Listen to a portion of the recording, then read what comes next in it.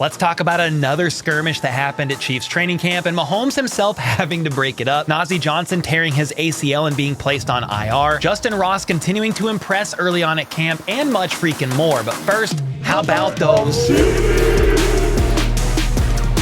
All right, after taking yesterday off to spend some time with the fam, this video is going to be a recap of the past 2 days of camp practices. So that's Sunday, July 30th, and then Monday, July 31st. So let's get into it because there's quite a bit to cover. Sunday's practice was the team's longest practice so far, I believe, being nearly 2.5 hours, but Andy Reid noted both sides finished strong. Meanwhile, today's practice was a much shorter one, being labeled a 10-10-10 practice that involves a lighter workout as the team cycles through 10 offensive plays, 10 defensive plays, and 10 minutes of special teams. The first team offense is served by the second team defense and vice versa. And whether the practice is short or long, Andy's camps are notorious for being one of the hardest in the entire league. And honestly, the newly signed linebacker Drew Tranquill hit the nail on the head regarding why Andy's camps are so tough, but also why that helps lead the team to continued success. I think there's something like in us as human beings, like when we do hard things and put that like in our reservoir, like we're able to draw from that later. And I think that's what Coach Reid's all about, is building this foundation in camp so that when we're in Jacksonville week 2 and it's 90 degrees, 80% humidity, we're able to kind of draw from that well of difficult circumstances throughout training camp and apply it to those present situations. That's a pretty spot on answer in my opinion. Drew also said it's an honor to be here playing for the defending champs. He's picking things up quickly and soaking it all in. Drew ultimately came to KC because he felt really valued here and felt like they were going to pull on a lot of his strengths, and probably helps that they're the Chiefs, just won a Super Bowl, and beat the Chargers all the time. And if you remember, Drew didn't practice for a day or so after straining his neck, but said he's feeling much better now, so good news there. Coach Spags had nothing but praise for Drew Tranquill, saying he's helping the linebacker room, having played nearly every linebacker role already at camp. He's very intelligent with an ability to pick up the new terminology very quickly. And as far as standouts go over the past couple of days, with Jody Fortson injured, more on that later, tight end Matt Bushman has been seen working with the ones, and quote, he catches everything thrown his way. Skyy Moore's route running has continued to look very clean, with wide receiver Justyn Watson expecting him to take a big step up this year. And Skyy once again could be seen taking snaps out of Wildcat at practice, which is fun. Defensive end Charles Omenihu had some great reps in one-on-ones. Felix Anudike-Uzomah is somebody who struggled early due to missing OTAs while he recovered from injury, but has been making some splashes here at camp now that the pads are on. Defensive coordinator Steve Spagnuolo is the one who said that Felix has recently been taking a step up at camp, and he also gave a shout out to Malik Herring, saying he's playing all over the place and is mentally further ahead than some of the other guys because he's been here for a while. And with Chris Jones not here at the moment, D-line coach Joe Cullen has basically kept the rest of the guys on rotation to find out what they have given some of the youth and the unknowns there. And then running back Deneric Prince has continued to impress many, especially in his ability to catch passes out of the backfield. It was noted that Prince had a sensational diving grab on a pass from Gabbert for a touchdown. And then Pete Sweeney of Arrowhead Pride said Deneric Prince should be written in ink on the Chiefs 53, locked in as the kick returner and does not drop a pass. Player to watch in the first preseason game on 8/13. Andy Reid also gave Prince a shout out, saying he's been getting as many reps as possible for protection purposes and has also just been getting a lot of work in because CEH is sick. He's been sick the last couple of days. He's healthy today. And Pacheco has not been allowed to get touched, although he did accidentally get ran into and knocked over by Nick Bolton. Whoops, but I think all is okay. And then when Coach was asked if Prince has earned some type of a role on the offense yet, he replied, well, we'll see. We're 2 weeks away from the first preseason game. It was a little premature to ask that question, and while Prince's status on offense is still TBD, he's doing an incredible job as a pass catcher, and Dave Tobe did say Prince is the guy who's earned the nod for now as the lead kick returner, so definitely excited to see how it goes for him. Tight end Noah Gray was reportedly the winner of practice by Nate Taylor, who said he's done well in every drill, splitting reps with the ones and the twos, and then Ron Kopp Jr. noted that Gray had a wide receiver-like route against Joshua Williams, a route that was very impressive, and another standout is the apparent to be QB2 in Blaine Gabbert. It was reported that he had quite an impressive practice yesterday, with one quick example being this Mahomes-like pass on the run to connect with Rashee Rice for 6, a rather impressive play for both Rice and Gabbert, but there were several out there in attendance at practice yesterday that said Gabbert was slanging that thing all over the place. And did you know that Justyn Watson and Blaine Gabbert are really close friends? Because I did not. I mean, they were former teammates in Tampa Bay, so makes a little bit of sense. But after Watson left, they stayed in contact And then when he signed with the Chiefs, Justyn said he really wanted Blaine to come to KC as well. Quote, "I put the full court press on him wanting to get him up here." Well, now they are reunited after Blaine Gabbert was signed in the offseason, as well as Justyn Watson inking a 2-year deal with the Chiefs. And Watson said that a return to KC was always the plan for him. Secretly, I always knew that I was coming back here. We were going back and forth on the numbers, but when you get into year 6 and you've played in big-time football games and, once you experience Arrowhead and Chiefs Kingdom, you want to be a part of it. So I was so glad that it all worked out. Came back here and get to do it all again this year. He also said, quote, "When you play for the best quarterback in the NFL and the whole world, you want to be a part of that." He spent year 1 really learning the offense and building rapport with Patrick, and now the goal is to be perfect or great on every single play and picking up where they left off last season. And he seems to really mean that, because after reportedly struggling with some tough drops yesterday, though this touchdown was nice, a bullet from Mahomes to the corner of the end zone, Watson could be seen after practice working on some more catches. And I guess I should mention here that while many around the kingdom think Justyn Watson could be the odd man out in the receiving room, I honestly think he's here to stay. Andy Reid spoke highly of him, saying Justyn Watson is 100 miles per hour every snap. He's very detailed, smart, a big target with a lot of speed. He doesn't get a lot of credit, but this guy is a talented player, a very important player for us. And that's the part that stood out to me, the end, Big Red saying he's a very important player for us. He doesn't say that very often when asked about specific players, and I do think Justyn Watson is going to make this roster. However,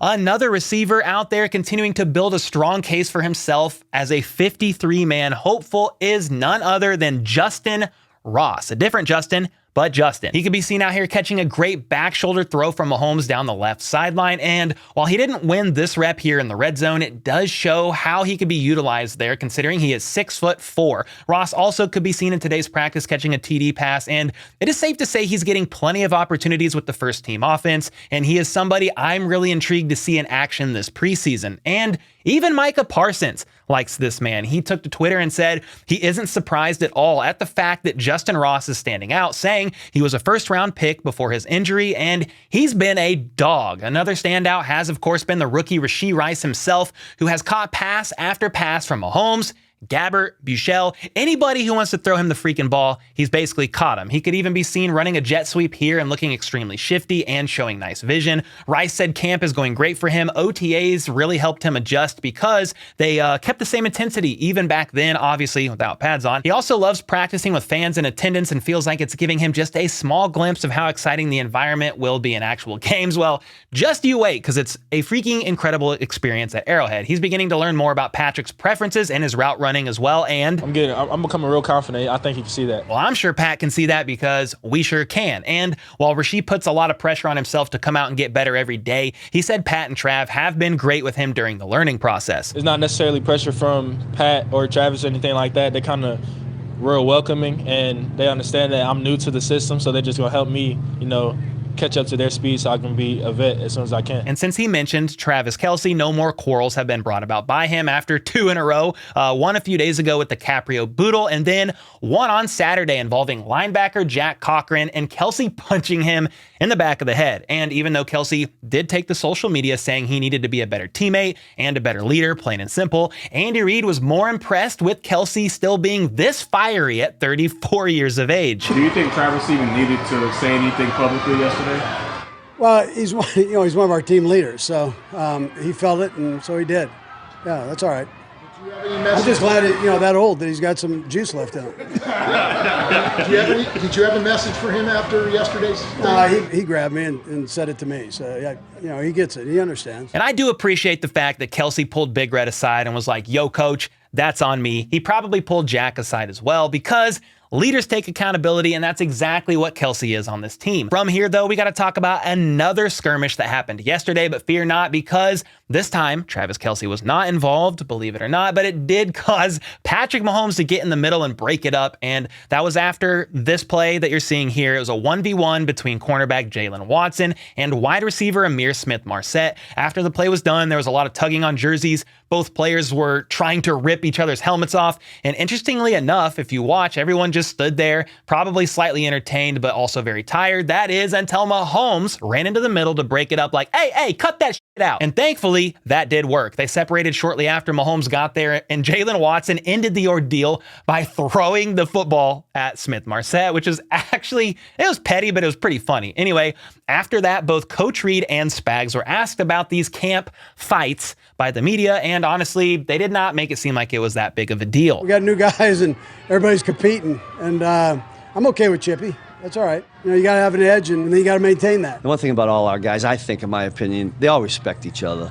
And so when it gets heated for a moment, that's just the competitive juices and some pride coming out. But I always see them kind of take care of it afterwards, and that's the best thing. Cornerback Joshua Williams isn't worried about any chippiness going on at practice either. He said, what you guys see out there is the worst of it. When we get back to the locker room, we're all hugging, laughing, and it's all love at the end of the day. And so there you have it. None of these camp skirmishes were a big deal to really anyone. And that's where I want to get your thoughts on it. Do you agree with the players and coaches as well? Not a big deal, or possibly something to be concerned about? Let me know in the comments down below. Now, while what we just talked about wasn't the biggest of deals, something that was a big deal is the unfortunate news that came back regarding Nazeeh Johnson, the second-year defensive back who was slated to be Dave Toub's starting gunner on special teams, but was also standing out at camp on defense, working in with the ones. And that report was he actually tore his ACL at practice on Saturday when the weather forced the team indoors on one of the first team reps that he had, biting on a double move or reacting to a double move and crumpled to the floor. And because of that,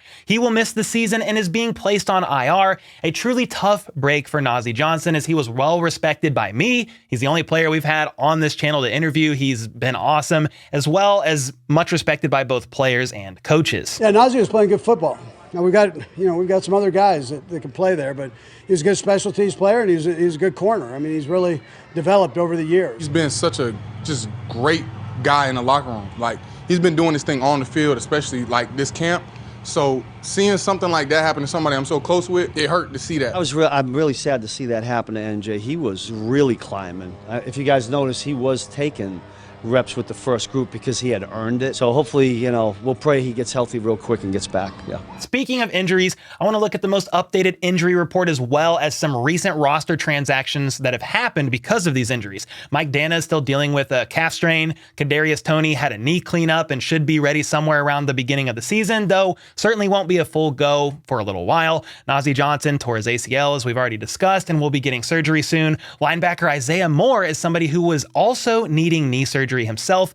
Tight end Jody Fortson, he hurt his shoulder at practice. I think it was Saturday or Friday, one of those, but his shoulder actually popped out of socket during that practice when he got rolled on, but they were able to get it back, and now it's just a matter of time to let that thing relax. Coach said he's still working out as he's able, but is taking it easy on that shoulder for a bit.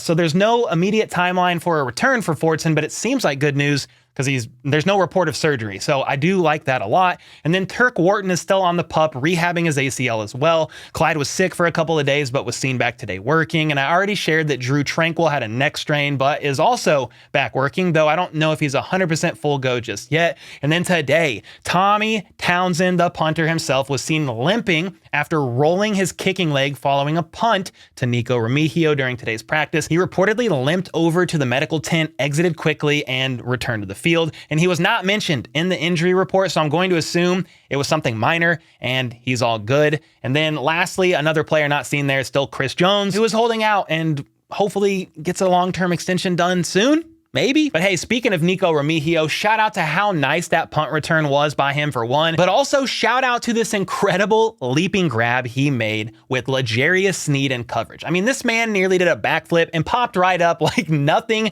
happened. Now, will he make the roster? I'm not sure, unless there's more injuries or Dave Toub is so high on him as a returner that he makes a special case for him. But either way, I would hope the Chiefs could at the very least, possibly, Lord willingly, stash him on the practice squad if he doesn't make the 53. Anyway, back to injuries, with the newest ones being Jody's shoulder, Nazeeh's ACL, and Isaiah Moore also reportedly needing knee surgery. Some roster transactions did happen. It looks like the Chiefs waived Isaiah Moore, who will revert to IR if not claimed. Then Nazeeh was unsurprisingly placed on IR IR as well. The Chiefs then filled a couple of those spots by signing tight end Isaiah Gathings, as well as defensive back Anthony Witherstone to at least have the bodies needed for camp, or at least that's how I see them contributing for the time being. And with all that being said, make sure to let me know your thoughts on the last couple days of practice in the comments down below. And until next time, let's go. Let's freaking go. How about those?